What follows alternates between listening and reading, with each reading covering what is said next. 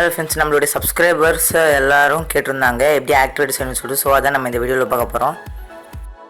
Hello friends, இன்றைக்கி நம்ம எப்படி ஸ்லைம் செய்கிறதுக்கு ரொம்ப இம்பார்ட்டண்டான விஷயமான ஆக்டிவேட்டர் எப்படி செய்கிற சொல்லி தான் நம்ம இந்த வீடியோவில் பார்க்க போகிறோம். ஸோ வாங்க நிறையா வீடியோக்குள்ளே போகலாம். அதுக்கு நம்ம ஃபஸ்ட்டு போரிக் ஆசிட் வாங்கிக்கணும். ஸோ இந்த போரிக் ஆசிட் சொல்கிறது மெடிக்கல் ஷாப்பில் தான் கிடைக்கும். அது ரொம்ப காஸ்ட்லியாக அப்படிலாம் நீங்கள் நினச்சிங்கன்னா தான் அதுதான் கிடையவே கிடையாது. அது ரொம்ப சீப்பான ரேட்டே கிடைக்கும். ஜஸ்ட் 8 rupees தான் ஒரே ஒரு பேக்கெட். இப்போ நான் வச்சுருக்கிறது 2 பேக்கெட். நான் மொத்தம் வாங்கினது 3 பேக்கெட். அதில் ஒன்று ரேப் பண்ணி தான் இப்போ நான் யூஸ் பண்ணிகிட்ருக்கேன்.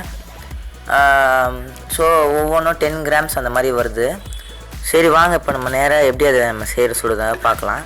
ஸோ நம்ம பேக்கெட்லேருந்து நம்ம ஒரு டீஸ்பூன் அளவுக்கு நம்ம அந்த ஒரு போரக்ஸ் ஆசிட் அந்த ஒரு பவுடர் நம்ம எடுத்துக்கிட்டு அந்த ஒரு பாட்டிலில் ஆட் பண்ணிக்கலாம்.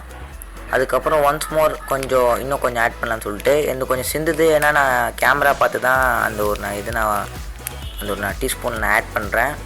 நீங்கள் இது பண்ணும்போது கரெக்டாக ஆட் பண்ணிக்கோங்க.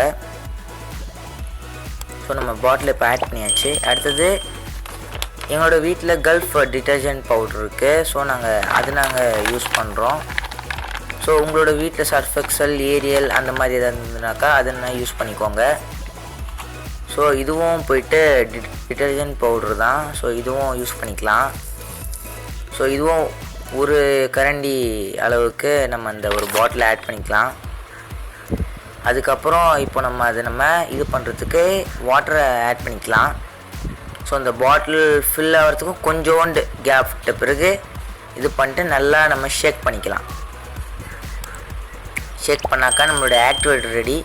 ஆஃப்டர் நம்ம 1 or 2 hours கழித்து நம்ம அதை பார்த்தோம்னாக்கா நம்மளுக்கு அது ரெடி ஆகிட்ருக்கும். ஏன்னா அப்போ நல்லா அது இப்போது நம்மளுக்கு மிக்ஸ் ஆகிட்ருக்கணும்.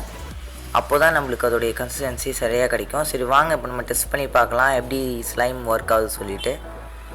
ஸோ நம்ம க்ளூ ஆட் பண்ணியாச்சு நம்ம ஒரு பவுலில். அதுக்கப்புறம் இப்போ நம்ம அந்த ஒரு ஆக்டிவேட்டர் போரக்ஸ் ஆக்டிவேட்டர் நம்ம அதை நல்லா போட்டு மிக்ஸ் பண்ணிக்கலாம்.